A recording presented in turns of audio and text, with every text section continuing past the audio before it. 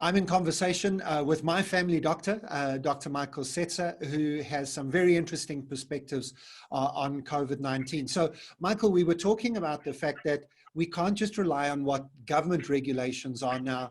This is really up to us. And by us, we mean every citizen of South Africa, every adult in the country needs to be thinking that we have to take this seriously now. Maintain social distancing, hand sanitizing, wearing masks, all those good things. What else do we need to be thinking about from your perspective as a doctor? Look, I think there's one other element, and as I've said to many people, you know, I think that COVID is a physical disease, but I really do believe on a personal level that it's far more of a spiritual disease. I think we're actually getting a message from the Almighty. He's not happy with us. He's not happy with the way we treat each other. He's not happy with the way we behave. And I think we have to work on our interpersonal relationships within our families and without our families, the way we treat people, the way we respect people, the way we interact with people. And I think that is also part of it. I think we have to become better people. I think if we leave COVID behind us and we revert back to our old lifestyle and our old behaviors, I think we will not have learned the lesson. And then you never know, we could have COVID-20.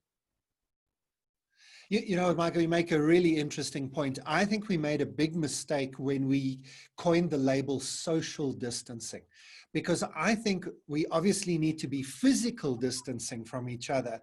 But I think COVID-19 gives us the invitation to socially connect with each other. You know, we can't physically connect, but we should be opening up our empathy, our caring, checking in with neighbors and friends.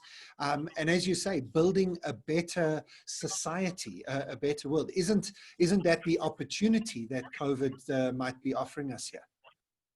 I think it's a fantastic point. And I can tell you, you know, there's only two kinds of people in my practice. There's been people for whom COVID has been fantastic and people for COVID who's been absolutely terrible. There's certain people that have realized that they need to work on their marriages, work on their relationships with their children, and have done an exceptionally good job. And they're actually much happier people, much happier people. And then those people who've just been disgruntled, who've been down, who've been depressed, and it is difficult, but who haven't used the opportunity they've been given to build on these relationships. And I agree with you 100%. I think social distancing is a terrible term. And I think that your idea of social connecting is absolutely outstanding. I think it's something that should be put out there and we should all work at that. Definitely something we should all be working at. And isn't this just good medical practice anyway? Surely a lot of the diseases we have in our bodies are just physical manifestations of a variety of other things, whether it's fear or stress or anger or whatever it might be in our system. So becoming well again is not just about beating the disease, it's about building better lives. I think it's an outstanding point. I think that people need to learn those lessons.